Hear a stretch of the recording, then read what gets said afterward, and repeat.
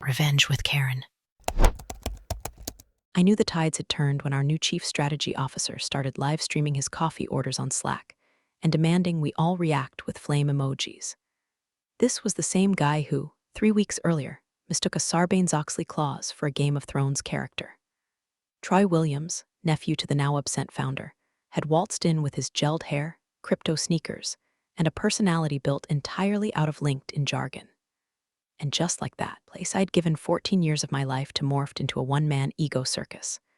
No one saw the founder leave. No speech, no farewell cake, not even a suspiciously cheerful email from HR. Just gone.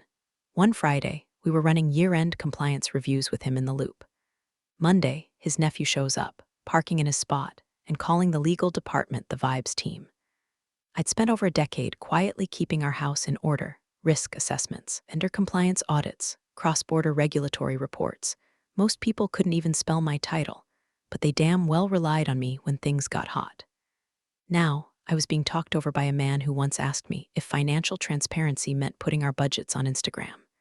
And hey, quick pause. If you've made it this far, you clearly enjoy watching corporate train wrecks as much as I do. If you hit that subscribe button and toss us a like, keep stories like this coming.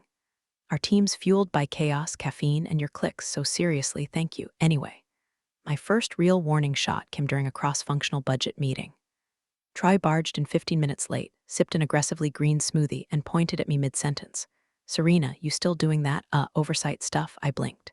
"Compliance, yes, he waved me off. Cool, let's not bog this down with details. I'll circle back, we never did." By Q2, he'd replaced our quarterly integrity briefings with culture jams where people danced on camera. I was scrubbed from the monthly risk review invites.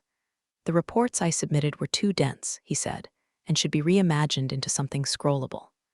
One morning, he handed back a flagged vendor alert and asked if I could convert this into a meme. When I flagged a procurement issue, invoice inconsistency that could have spiraled into a contractual breach, he laughed. "Serena, breathe. We're a startup now. Chaos is part of the brand. We were not a startup. We were a 42-year-old firm with 3 layers of federal oversight. But sure, let's YOLO the SEC." My inbox started filling with just checking in emails from departments confused about why I hadn't signed off on their requests. I hadn't seen them. I had rerouted everything through his new project lead, an ex-fraternity brother with a minor in digital media and a major in not knowing what the hell he was doing. In one excruciating meeting, Troy referred to our vendor ethics policy as a suggestion box with better grammar. In another, he sent back a spreadsheet I'd spent 3 nights compiling with a sticky note. "Too many numbers. Can you make it more vibey?" I stapled it to my cubicle wall, souvenir from the downfall. But the moment my mild irritation slid into full-body unease, that came at 4:17 p.m. on a Tuesday. I was packing up to leave when Slack pinged, a message in the general company channel from Troy. No greeting, no context. Just, quick cue, does anyone have clarity on what Serena's role actually is? Genuinely not sure where it fits into the new vision. Open to thoughts. My blood pressure hit NASA launch levels. 57 employees, directors, interns, clients, all looped into one message that casually erased 14 years of expertise. I didn't reply. I didn't even blink. I just sat there, rereading it while my screen's glow turned from soft blue to a flickering glare that felt like mockery. That night, I poured a glass of something strong, opened a new folder on my desktop, and titled it Failovers V4. Because if this man-child wanted a war, it wasn't coming unarmed. The announcement came during lunch. I was mid-bite into a sad desk salad when my phone vibrated with the force of a nuclear warning. Slack again. General channel. Troy's favorite stage. Just a heads up, internal controls audit delay has been traced back to Serena's team. Unfortunately, it cost us the renewal with Altimax. She'll address her mistakes on tomorrow's all hands. I stared at the screen like it was written in Morse code. My fork froze midair. I reread the message 3 times while my brain went into a sort of soft reboot. Did he really just blame me for his decision, in a channel with over 100 employees, and the Altimax liaison still tagged from a previous thread? Let me walk you back. 3 months ago, I flagged a gap in our internal controls protocol during a vendor review. Standard stuff, misaligned approval flow, and a legacy policy that didn't match the actual system logic. Nothing sexy, but enough to trigger a risk note. I sent a memo recommending a third-party audit. Troy's response: let's not bring in outsiders, it'll spook legal. Table it till Q3. Prioritize the launch party deck instead. Yes, he said, launch party deck. For campaign that, as far as I can tell, launched absolutely nothing. So I tabled it, his written instruction. I documented the hell out of it, CC'd legal, and kept a running log in my failovers folder. Because I've worked under enough erratic executives to know, the ones who speak in motivational acronyms are always the first to throw you under the bus when the PowerPoints hit the fan. What I didn't expect was the sheer boldness of his lie. Not a meeting, not a quiet redirect. A full-on public shaming with zero warning. No prep invite, no side message. Just a calendar block titled, All Hands Mandatory at 10:00 a.m. the next day, with my name listed under presenters. No notes, no slides, just an assumption that I'd step into his narrative like a good little scapegoat. I didn't reply. I didn't react in chat. I sat there for 10 minutes, chewing the same piece of lettuce like it owed me rent, while my inbox quietly imploded with pity pings. Wait, what's happening? Is that real? You okay? No, and barely. At 2:14 p.m., I got a ping from HR. Hey, Serena. Just looping in, let us know if you need help prepping messaging for tomorrow's share out. Share out. Like I was about to present a diorama at a school fair, not publicly confess to a fabricated professional sin. I took a long breath, pushed my chair back, and turned to the one thing in this office that hadn't betrayed me yet, my backup drive. Clicked into my compliance archive.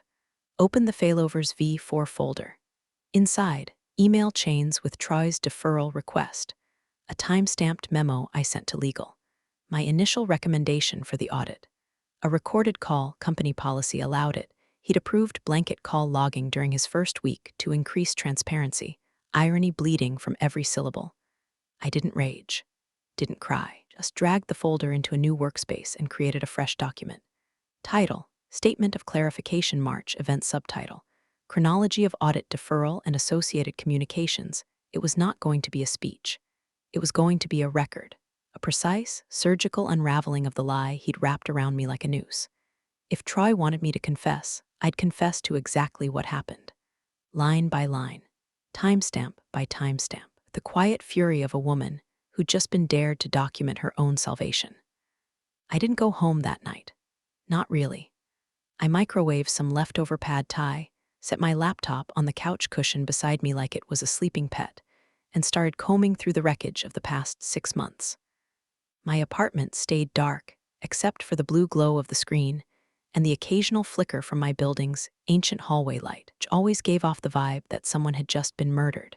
It felt appropriate. I had a system. Of course I did.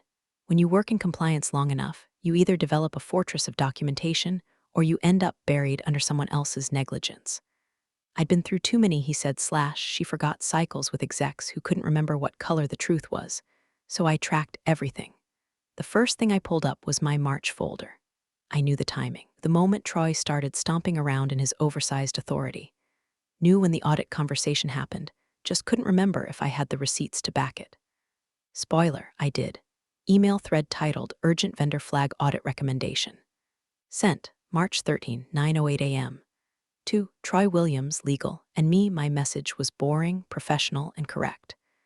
I flagged a payment inconsistency tied to a cross-functional access control lapse. Recommended an immediate internal audit to prevent it from spiraling into something uncontainable. Troy replied 9 minutes later, let's not start fires. Hold on this, we'll revisit post Q2. Legal never responded. I saved the thread. Next up, notes from our one the following day. I kept handwritten ones, then digitized them every Friday. March 14. The page had a coffee stain shaped like Florida and a quote from Troy circled 3 times. Compliance panic is a brand killer. Be cool, Serena. I almost laughed, almost. But what really sealed it, what made me sit up straight and whisper got you, was the team's call recording. March 14. 10:12 a.m. Meeting title, Compliance Risk Check-in Attendees. Serena Halberg, Troy Williams. Duration, 13 minutes, 44 seconds. Transcript, I had auto captions enabled. Troy, just bury the audit talk until after the launch, cool? Don't be the reason legal freaks out again. Me, but we're out of policy window. Troy, window, mind, no one's looking right now. And there it was. The moment he took a match to policy and asked me to hold the gasoline. I didn't even have to pull our own rulebook to confirm the legality of the recording. Troy's first act as CSO was implementing mandatory auto-record for all compliance check-ins to improve alignment and reduce email fatigue. His words. I'd printed the memo. By 2 a.m., I had stitched together a clean timeline. My initial recommendation, his written deferral, the follow-up meeting, his audio dismissal, my internal risk note from March 16, marked deferred by executive request. I could have stopped there, could have slapped the file together and sent it to HR with a passive-aggressive subject line like for your records. But no, that would have been the old me. The one who assumed silence was dignity. Instead, I opened a new document. Blank page, cursor blinking like a pulse. Header, Statement of Clarification, Internal Controls Audit Subheader, Depot Style Summary, not a resignation. Not an apology, not a speech. A statement. The kind that clears throats in courtrooms. Because tomorrow at 10 o'clock a.m., I wasn't going to defend myself. I was going to narrate.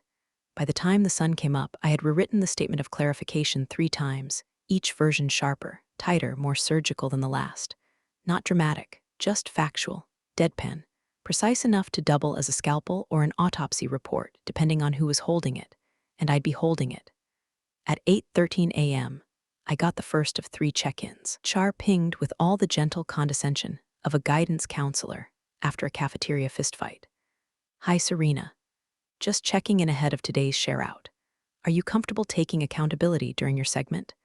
Let us know if you'd like coaching on tone. Coaching on tone. The same department that once handed out stress balls shaped like thumbs-up emojis after mass layoffs was now offering emotional choreography before my public shaming. Typed back, I'll be honest. I've prepared remarks. No smiley. No exclamation points. Just 6 words that could have doubled as a weather alert.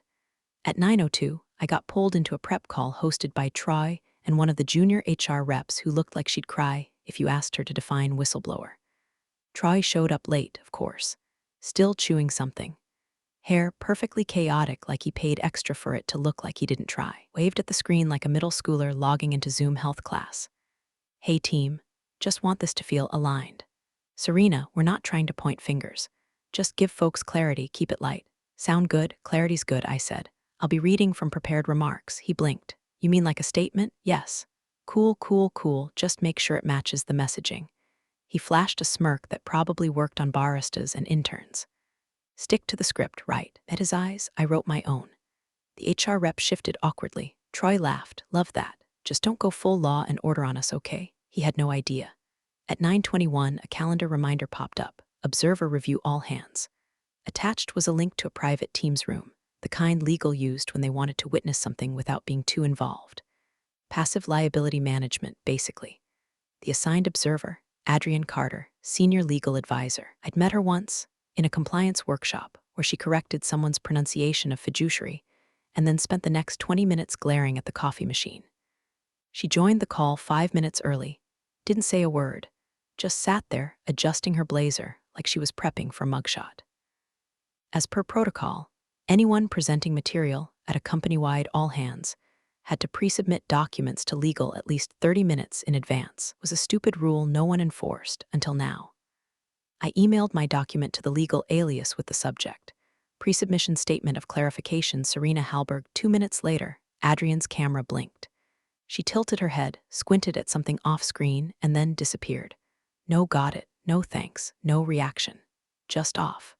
I pictured her reading the first paragraph at 10:12 a.m. on March 14. Roy Williams verbally instructed me to delay audit activity in direct contradiction of Section 4.2 of our internal compliance protocol. I closed my laptop for a beat. Took a sip of water. Everything was quiet. I'd done what I needed to do. Now all that was left was to read it out loud. Live, to everyone.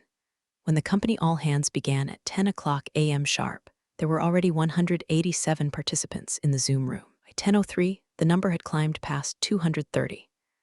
At 10:07, the marketing team dropped a Slack ping in hash all staff saying, "This one's gonna be juicy eyes."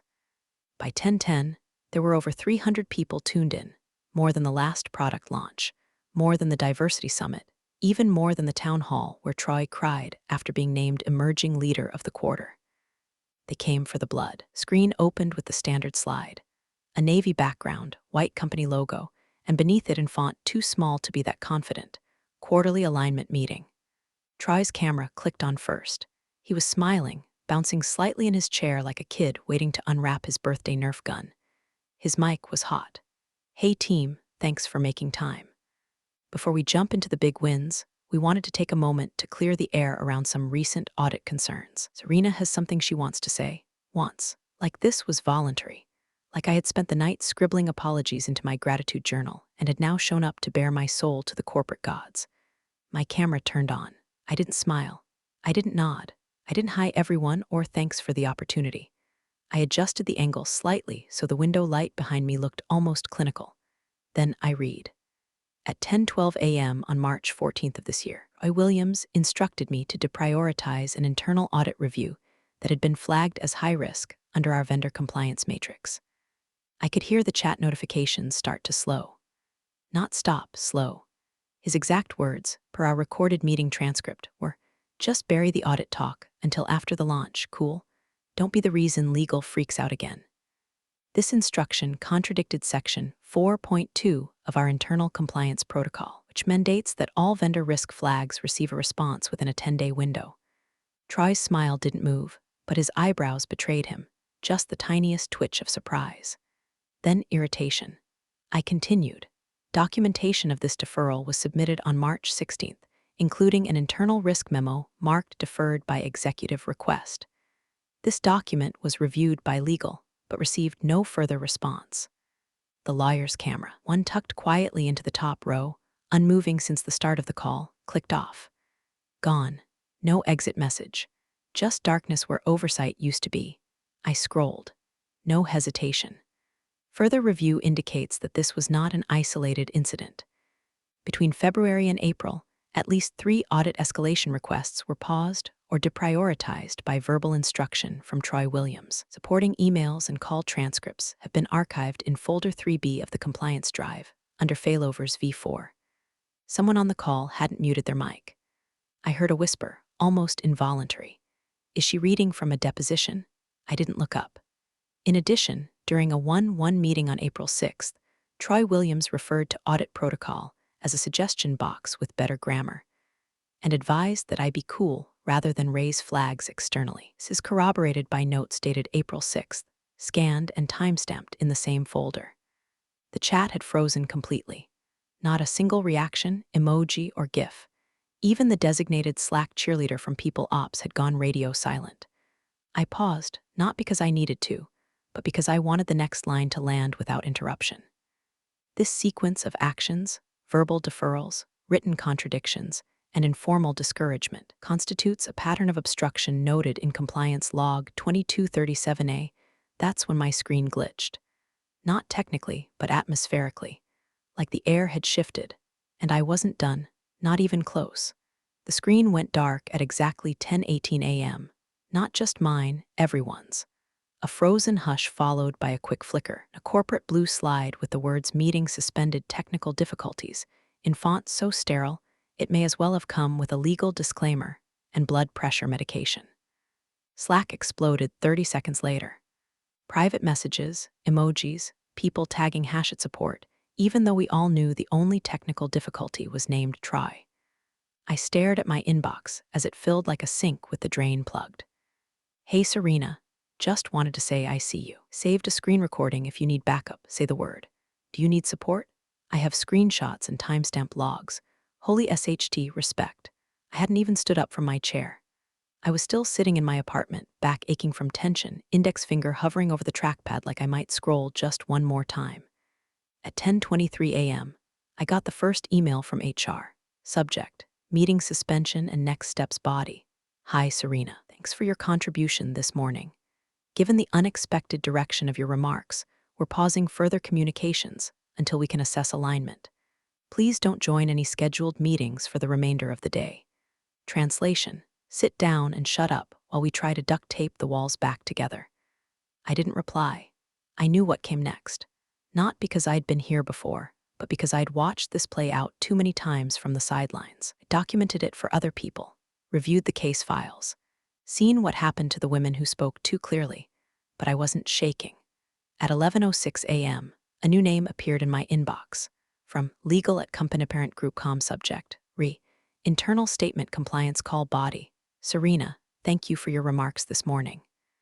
Your statement has triggered preliminary review under our internal whistleblower protection policy. Be reaching out shortly to schedule a call.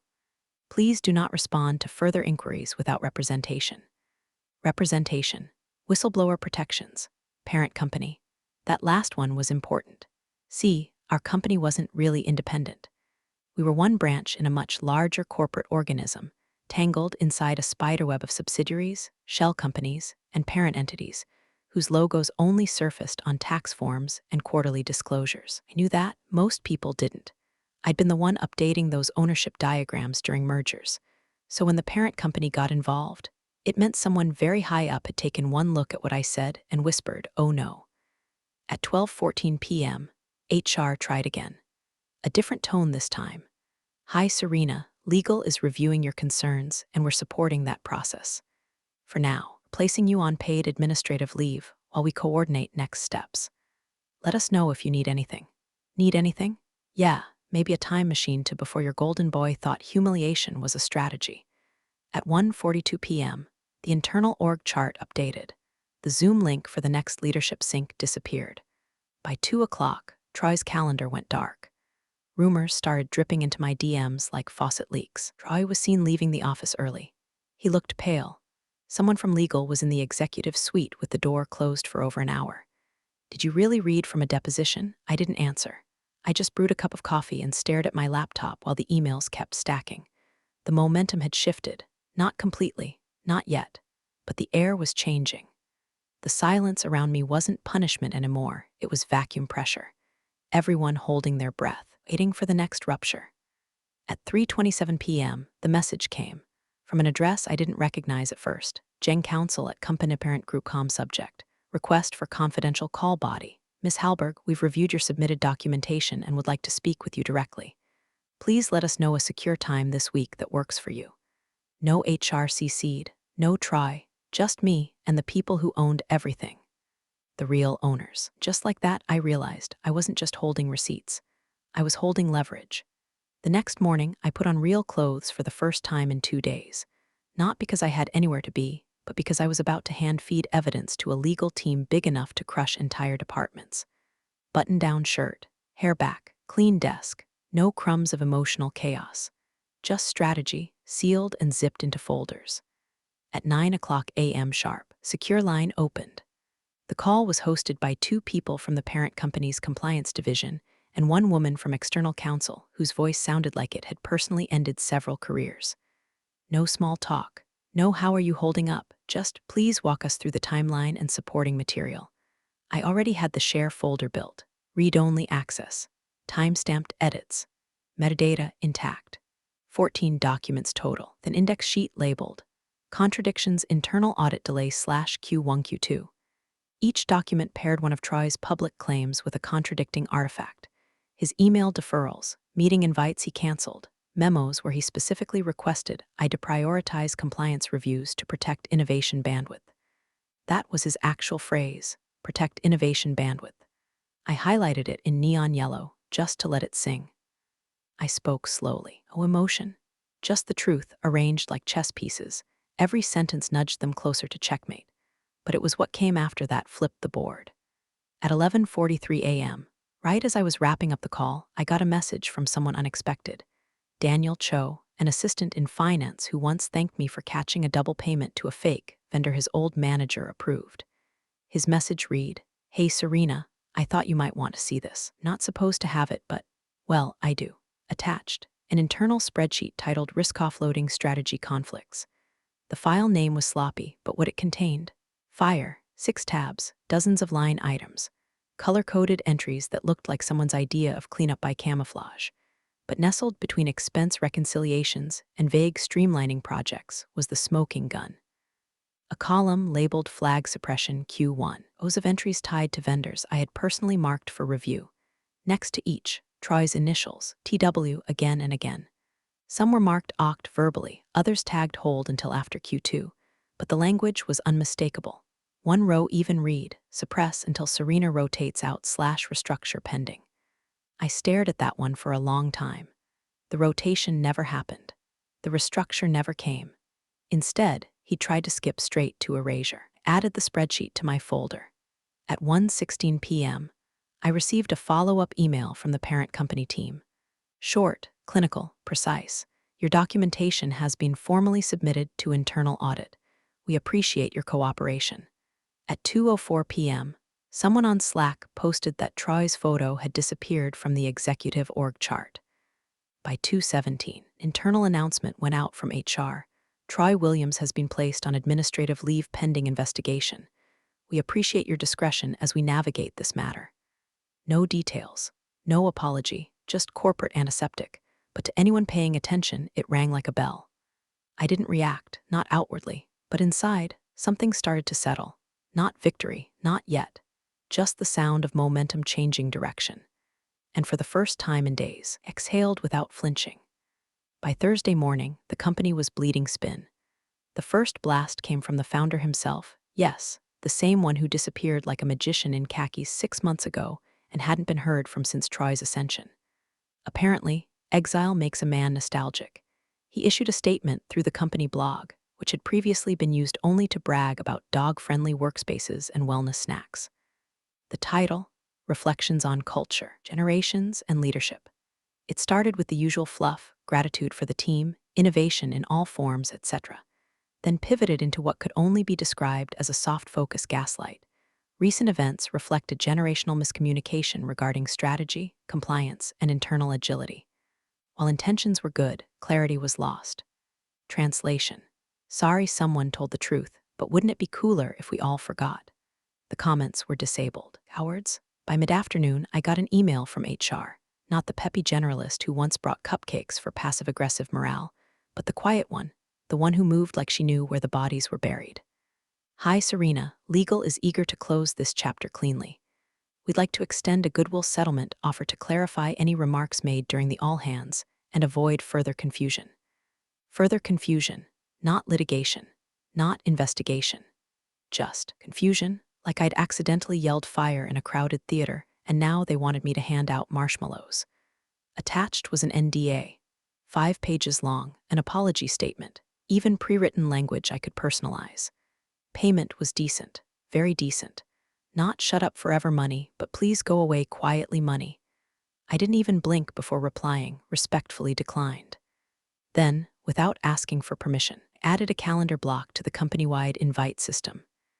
Event name, Audit Protocol Refresher mandatory for all departments. Host, Serena Hallberg, attendees. Internal invite only, duration, 45 minutes, format, workshop, no one responded. But by the time the session started the next day, 22 executives had joined the call. All with cameras off, except for one brave soul from procurement who nodded emphatically any time I said noncompliance isn't neutral. Legal did not attend, which was fine. I wasn't talking to them. The deck I used wasn't fancy.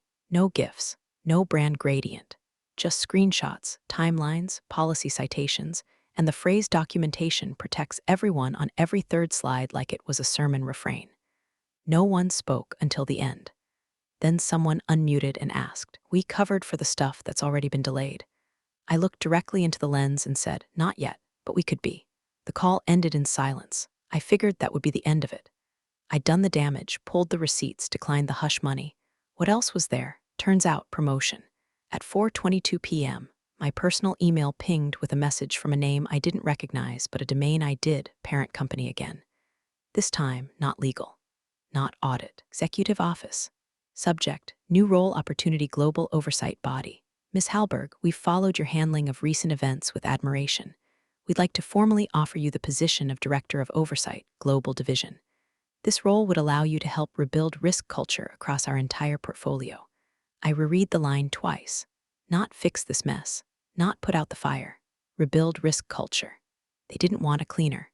They wanted an architect. I leaned back in my chair, stared at the wall for a long second, and let the offer hang in the air like the aftershock of a door finally slamming shut behind you.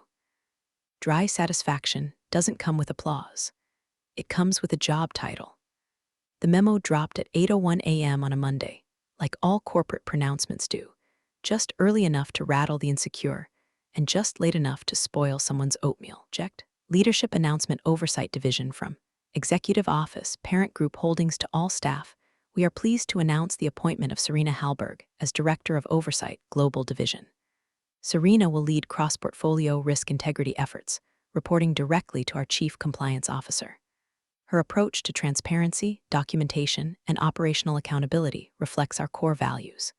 No flair, no fanfare, just fact. That was exactly how I wanted it. I didn't respond to the congratulations, didn't post a selfie with the caption New Beginnings. I just opened the compliance portal, re-enabled the whistleblower module Troy had marked redundant back in March, and changed one setting, training status mandatory, leadership tier only. An hour later, I sent a system-wide notification.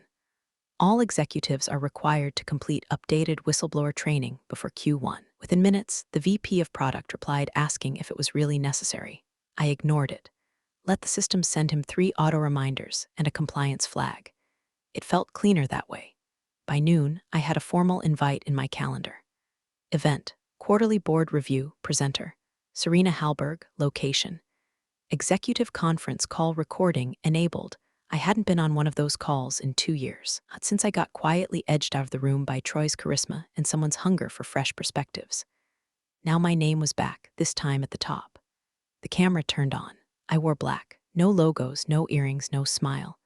I opened a legal pad, centered it in front of me, and looked directly at the lens. Then I said it. At 10:12 a.m. on March 14th, Troy Williams instructed me to deprioritize a high-risk audit. It wasn't déjà vu, it was closure. Words had landed like a blade the first time, now they landed like a signature. The kind that seals the door behind you and hangs your name on the front of the building. Across the country, in a quiet lake house with a view of nothing and a legacy shrinking by the minute, the founder sat watching the call replay on his tablet. He didn't flinch.